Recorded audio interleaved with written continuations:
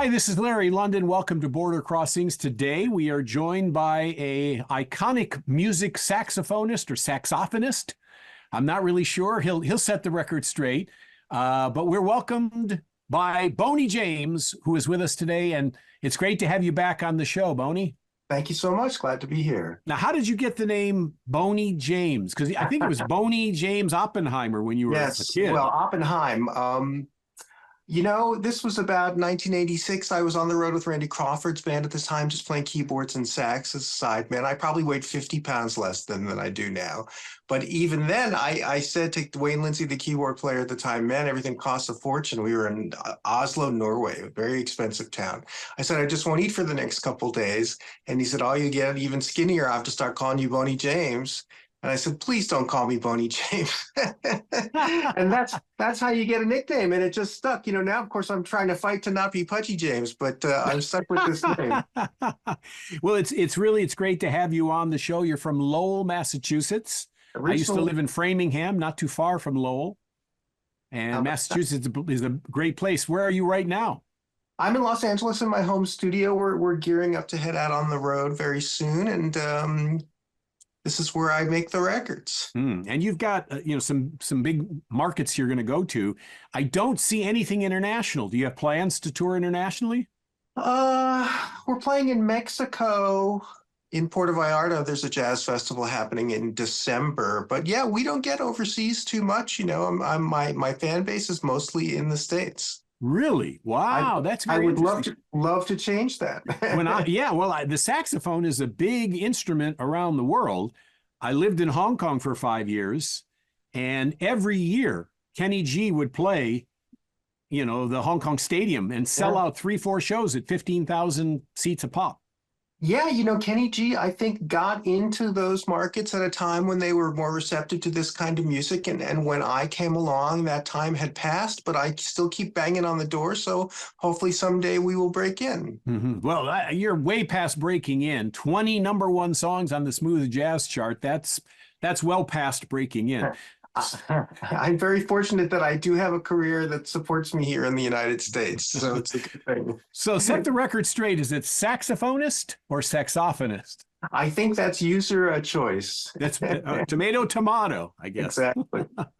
Boney James is our guest, one of the great saxophone players in all of modern jazz, or smooth jazz, as it's also known as. It's an interesting format. I think that term was created for radio. Smooth jazz, just to differentiate that between, the old classic style jazz. Yeah, I never call my music that. A lot of people do, and they think that that's what I am. But I just call it Boney James music, and hopefully it's got its own unique sound. And you collaborate with singers, with vocalists? I do occasionally. Generally it's been about 1 or 2, sometimes per record. I invariably am writing the music, trying to write it for me as the lead artist playing the saxophone, but every now and then a song will be born that needs to be a vocal, in my estimation, and the intuition that you have about these things. And then I reach out to singers that I admire, because I do love R&B music, and I've been able to make some records that have crossed over into R&B radio, which has been a really great thing for growing my audience. If you had a genie in a bottle that came out and said, okay, Boney James, you can collaborate with 3 artists of your choice, dead or alive, who would they be? That's a tough one. I have been so fortunate to have some dream collaborations already have taken place. I've got 30 or 40 songs out there that Concord, my label, put out recently, a best of Boney's duets, and I was impressed with the list of people that I've already worked with. The new record has a wonderful singer named October London on a song called All I Want Is You, which I'm really proud of, and is turning out to be one of my biggest hits in like 20 years.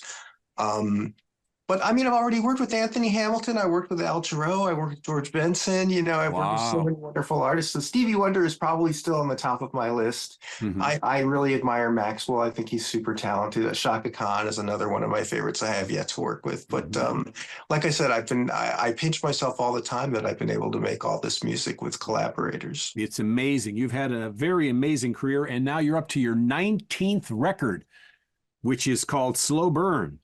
And it's now out, now available. And so I'm very interested to know, tell me about this new album. What makes Well, this different than the one we talked about last year? every record is unique in my mind. It's just a snapshot of an album of where you are in your life when you're writing these songs. And this one, really, I'm just super proud of. I just very, very impressed myself with the music that I wrote for this record. Some of the songs are just very evocative, and it's got this slow burn quality to it. I looked at the term slow burn up in the dictionary, and it says builds with a slow but deliberate intensity. And I thought that sounded pretty good. So the title cut was really the first one of those that I thought, wow, it's just, and then I thought, well, that term refers to my career in a way, because here I am, as you say, 19th record, and I still think I'm just hitting my stride. So I feel like I really nailed the sax performances on this record, and I'm emoting in a way that I can feel, and then hopefully the audience can as well. There's a couple of great covers on there, some famous jazz tunes. I did a Herbie Hancock song I've never done before. I've got Marcus Miller on the record playing bass, and Corey Henry's a wonderful keyboard player. Rick Braun is on the record. So it's just a really special record. That's amazing. That's, Slow Burn is the name of the new album from Boney James, who's our guest today. It's his 19th album, and he's just hitting his stride. That's how I feel. And you have a song called "All I Want Is You" that's currently a top 15 hit on the R&B radio, 7 million streams. Incredible. Yeah, it's a really cool track, if I say so myself. I heard October London, the vocalist, on the radio last year. He sort of came out of nowhere. He's on Snoop Dogg's label. And apparently he played the song for Snoop Dogg, and he said, "That's a hit, man. You're going to put that on your record too." So we've actually done a couple of Facebook Live, YouTube Lives, and Snoop Dogg's been there tweeting in the background at us. So it's been really an exciting track, and it's just beautiful music. I'm really proud we created it. What will you do for us first? The first song that I'm going to play is the new instrumental single that was just recently released to radio. This is a sort of a funky track, paying homage to my roots as a Minneapolis guy. I didn't grow up in Minneapolis, but my first gig as a musician was playing with Morris Day, playing keyboards in that band in 1985 through about 90. And this song has a funky sort of groove to it. I call this one Slide. All right, Slide. Boney James here on Border Crossings.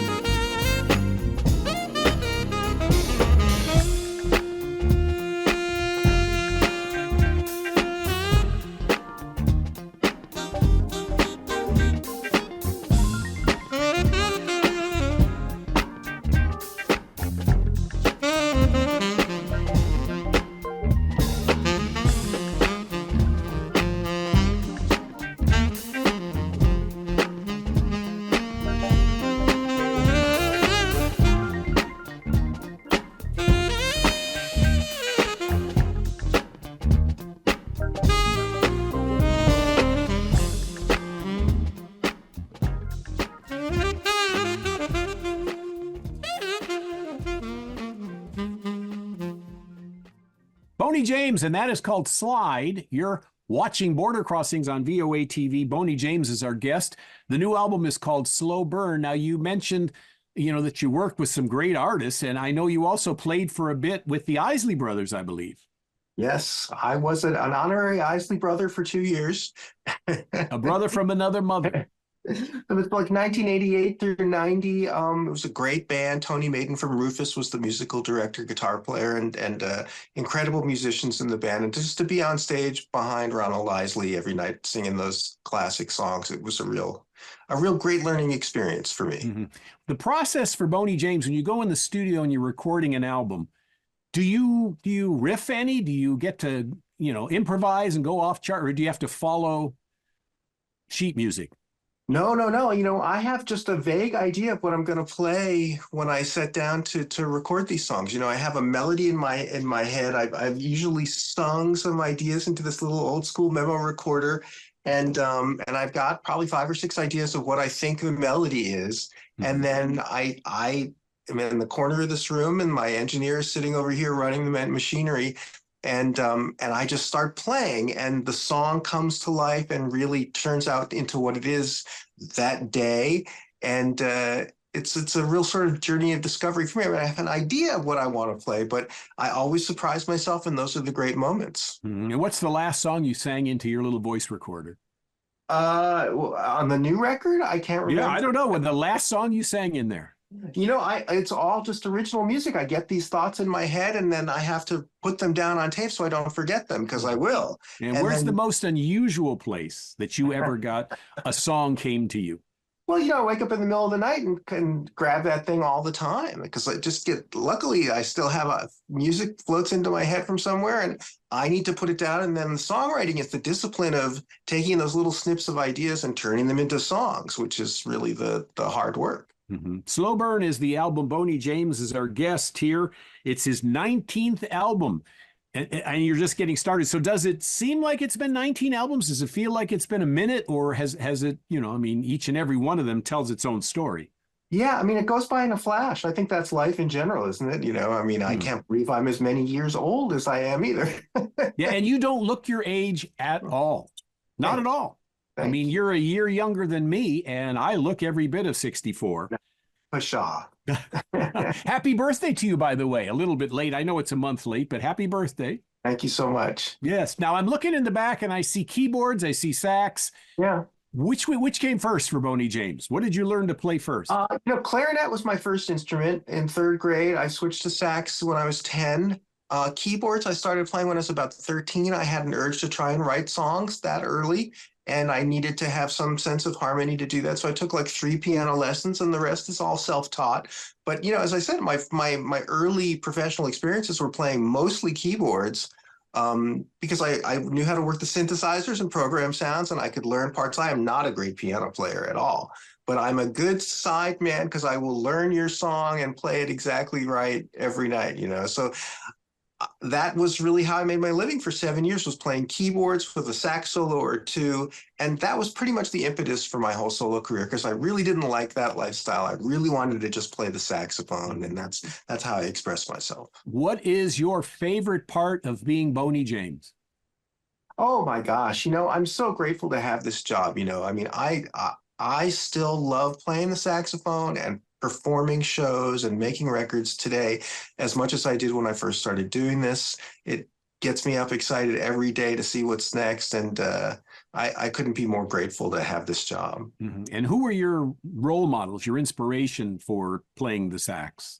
Well, I often say that Grover Washington Jr. was a real big moment for me. The first time I heard Mr. Magic in 1975, I love R&B music, but I also love the saxophone. And he was the first artist I heard that was combining these two genres. And that's kind of the tradition that I try to carry on today. Mm-hmm.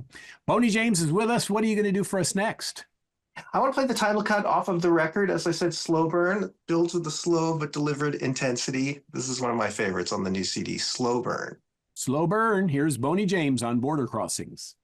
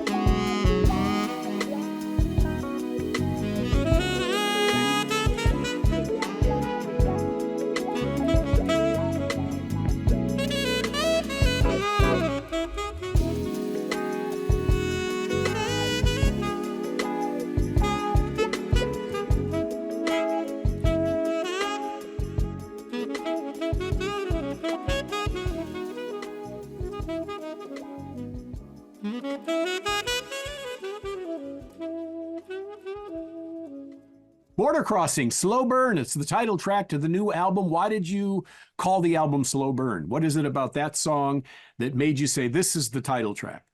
Whenever I'm thinking of a title for any song, I'm just listening to it. This is usually right before the record's coming out, and I don't have titles, and I'm desperate to come up with something. But my job is to sort of poetically try and communicate the feeling that I'm getting as a listener, am sitting there. So Slow Burn, as I said, just popped into my head, and I thought, gee, that kind of works for this one. It's sexy, and it evoked the feeling for me, and that's what titles are all about in my mind, trying to find some clever or poetic way to evoke the feeling of the song. Mm-hmm. And when someone says to you, "You're number one again," I mean, it's 20 times. It's not, doesn't have the same impact it had that first time.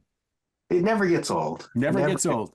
No, it's always a thrill. It's always a thrill hearing the music on the radio for the first time, and when the records connect with the audience, it's a wonderful, fun part of my job. Mm-hmm. And you also have 1 billion streams, which Incredible. is a huge number. I mean, can you wrap your head around 1 billion streams? No, it's incredible. It's really incredible. If they send you $1 for each one of those streams, you wouldn't have to work so hard. Then I would probably have more of a sense of it, but they don't send you $1 for each. Boney James is our guest, and working on a tour. You just started the tour. It's not going to be international, but you're Fort Lauderdale, Florida, and many places in Florida, Pennsylvania, New York, Washington, Detroit, Oakland, California, and Las Vegas to finish up the tour. So where favorite places you like to play? Oh my gosh. My favorite place is where I am that night. There's like I don't know if you saw the movie Hoosiers with Gene Hackman. Yes. And he goes and measures the basketball court, and it's the same size everywhere you go. And I feel like the stage is the same way. Every night is just my favorite place. But, different audiences are different. And it's really our job just to turn every show into the best one that we've ever had. Do you have a highlight in your career that you can share? Oh my gosh, living here in Los Angeles as I do, whenever I play the Hollywood Bowl, it's such an iconic venue. It is 17,000 people. It's always a thrill.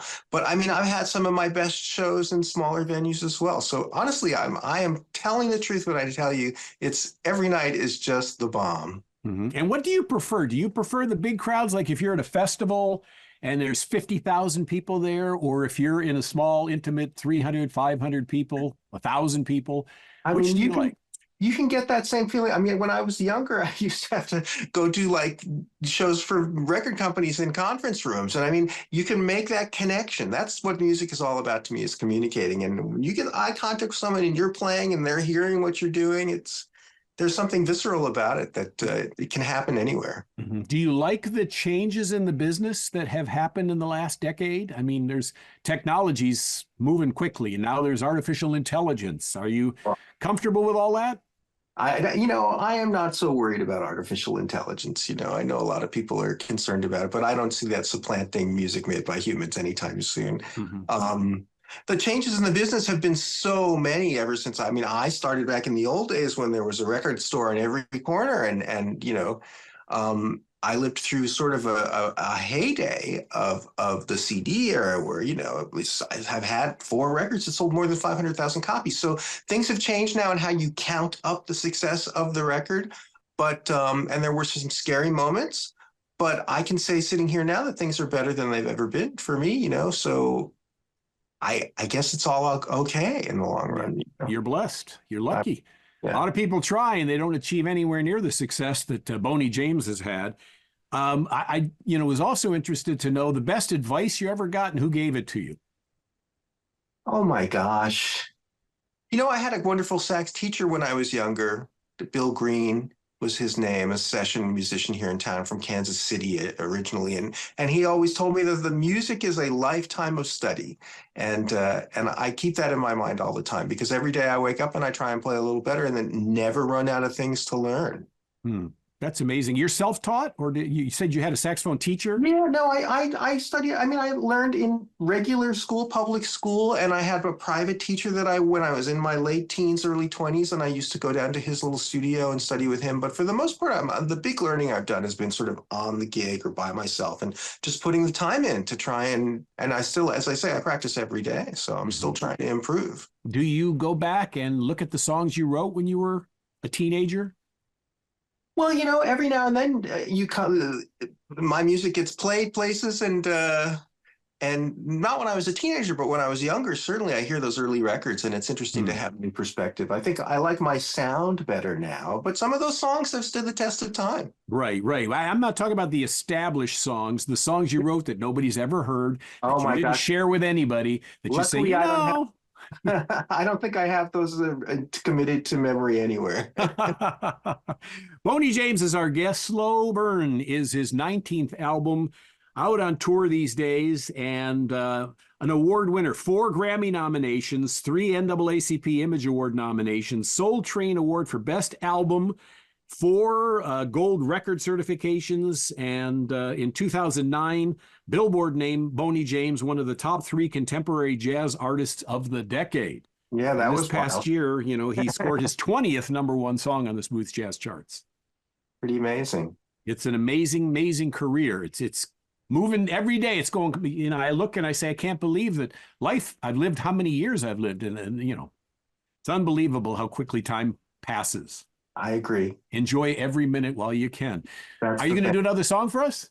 Yeah, I want to play a song. This is the Herbie Hancock song I mentioned earlier. This is one of my favorite songs that Herbie had written, and this melody just got stuck in my head. I found myself at soundcheck just noodling with it. So I thought, well, maybe I'll try and make an arrangement and see if I can come up with a Boney-esque sort of way to play this song. So one of my favorite songs, it's featuring Marcus Miller on bass, Corey Henry playing the keyboard solo. This is Herbie Hancock's Butterfly. Butterfly. It's a classic from Herbie Hancock with Boney James. This is Border Crossings.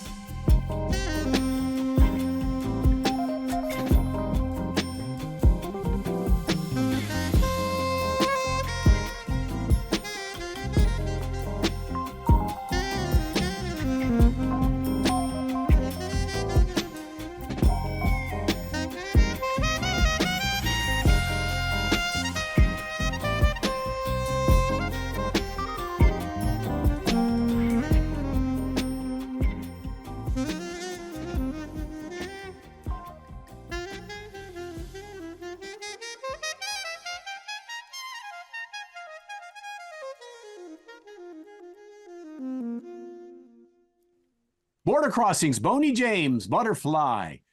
Beautiful song. And of course, you're one of the great saxophonists of all time. Oh, thank you. You will go down in music history as one of music's favorites on the saxophone, which is a very sexy instrument. I agree. Some Yeah. people say it's the sexiest instrument there is, but my band would disagree. Sax appeal, right? Boney James is talking with us today. And will you go internationally? Do you have any thoughts or plans about taking your tour around the world? I mean, you said Mexico, but I mean, we're on in 100 countries around the world.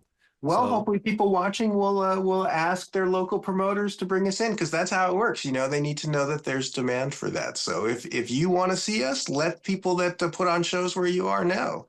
Have you ever played Tokyo at the Blue Note? I mean, I have. I played Tokyo the Blue Note Tokyo a couple times. We played Billboard Live most recently over there, and we've had a wonderful time. I hope we get to go back soon.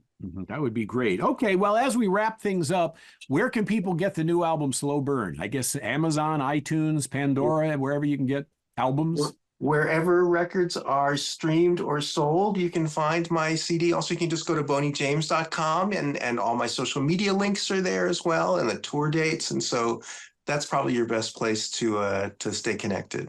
boneyjames.com. That's your Correct. website.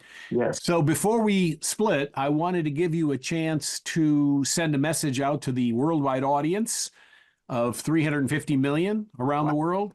And also we've got the troops tuned in among the 350 million. So the stage is yours. Well, thank you to the troops for your service. We appreciate it and love you. Thanks to everyone for listening. I'm so grateful to still be able to make my music, and couldn't do without you. It's not the same when you're not there. That's my message. Thank you, Boney James. A pleasure to talk to you again. And please don't be a stranger. Come back and see us again soon. Thank you so much, man. Boney James, Slow Burn is the new album. boneyjames.com is the place you can get a copy for yourself, and would make a great stocking stuffer for the holidays, So thank you so much for watching Border Crossings with Boney James. I'm Larry London, and this is VOA TV.